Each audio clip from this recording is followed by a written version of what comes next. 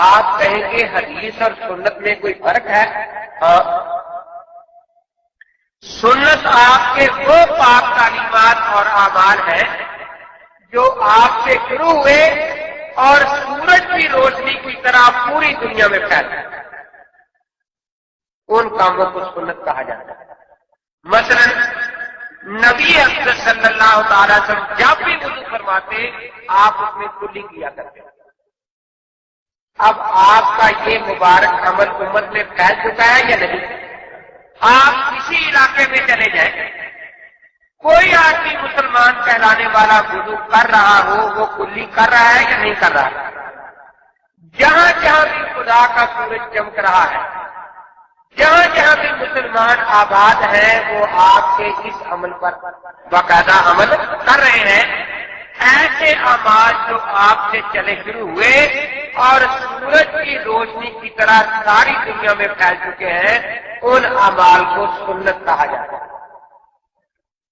لیکن جو اعمال پہلے نہیں، موم بتی کی طرح وہیں تھوڑی سی روشنی ہوئی اور وہیں رہ گئے، ان اعمال کو حدیث تو کہا جائے گا، سنت نہیں کہا جائے گا۔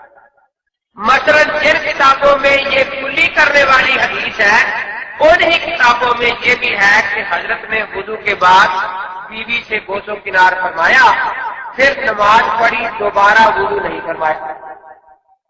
اب آپ روزانہ 5 وقت نماز پڑھتے ہیں، آپ وضو میں اگر کلی نہ کریں تو آپ کے دل میں یہ بات ضرور آئے گی کہ آج میرے وضو میں ایک سنت کم رہ گئی۔ آئے گی یا نہیں آئے گی بات؟ اور میرا ثواب کم ہو گیا ہے۔ لیکن کبھی زندگی بھر آپ کے دل میں یہ بات بھی آئی کہ آج وضو کے بعد میں نے بیوی سے بوسو کنار نہیں کیا، آج وضو میں ثواب کم رہ گیا، یا ایک سنت جو ہے وہ ضائع ہو گیا وضو میں، کبھی آپ کے دل میں یہ خیال آیا؟ آخر یہ دونوں عمل حدیث میں موجود ہیں، اور عمل میں بھی آپ دیکھتے ہیں کہ پہلا عمل سورج کی روشنی کی طرح پھیلا ہوا ہے۔ اپنے دل میں بھی آپ ان دونوں کے لیے ایک الگ الگ فیصلہ رکھتے ہیں۔ پہلے کے بارے میں آپ کا دل کہے گا کہ آج وضو میں کمی رہ گئی ہے، آج وضو میں ثواب پورا نہیں ملا، لیکن دوسرے کو چھوڑنے کے بعد کبھی دل میں یہ بات نہیں آئے گی کہ بھائی آج وضو میں کوئی کمی یا نقص رہ گیا ہے۔ اس کو ہم صرف حدیث تو کہیں گے لیکن سنت نہیں کہیں گے۔ دوسرا یہ کہ سنت وہ چیزیں ہیں جو ہمیشہ صحیح سند اور عمل کے ساتھ امت کو ملی، لیکن حدیثیں ضعیف اور موضوع بھی ہوتی ہیں۔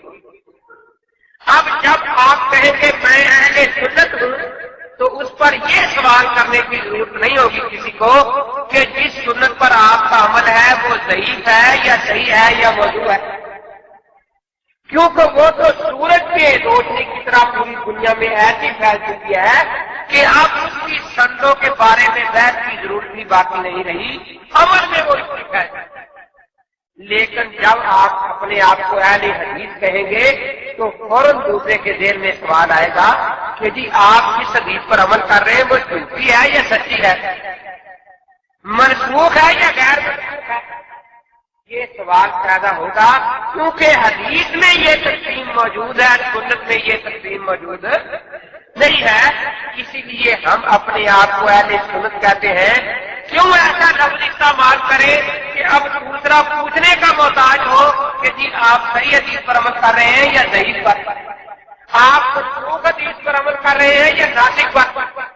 تو جہاں یہ سوال پیدا ہو پھر آگے سوال بڑھتے چلے جائیں اور پتہ ہی نہ چلے کہ اصل عمل ہے کیا، تو ہم ایسے الفاظ استعمال کرنا پسند نہیں کرتے۔ اس لیے ہم اپنے آپ کو اہل سنت کہتے ہیں۔